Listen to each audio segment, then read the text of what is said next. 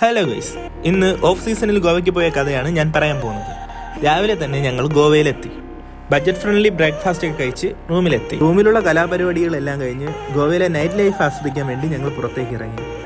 ചോളം വിൽക്കുന്ന ഒരു ചേട്ടനെ കണ്ട് ചോളം മേടിച്ച് ഞങ്ങൾ അടുത്ത പബ്ബിലേക്ക് പോയി. പബ്ബിലാണെങ്കിൽ 4-3-7 പേരുണ്ടായിരുന്നു. അളിയൻ്റെ ഈ ഡാൻസ് ഉള്ളതുകൊണ്ട് കുറച്ചു നേരം സമയം പോയി. നേരെ റൂമിൽ വന്നു.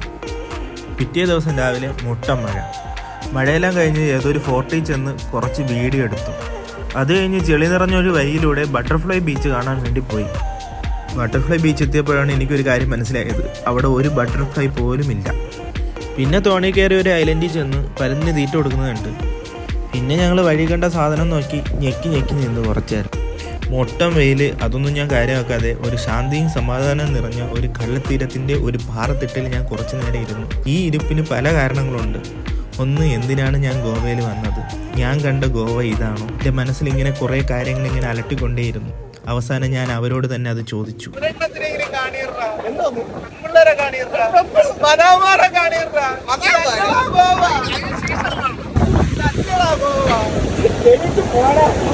ഇതിൽ നിന്ന് എനിക്കൊരു കാര്യം മനസ്സിലായി ഗൈസ്. നമ്മൾ സീസൺ അല്ലാത്ത സമയത്ത് ഒരിക്കലും ഗോവയിലോട്ട് വരരുത്. വരുന്നെങ്കിൽ ഡിസംബർ, ജനുവരി ആ സമയത്ത് മാത്രം വരിക. അടുത്തൊരു വീഡിയോ ആയിട്ട് കാണാം. ബൈ.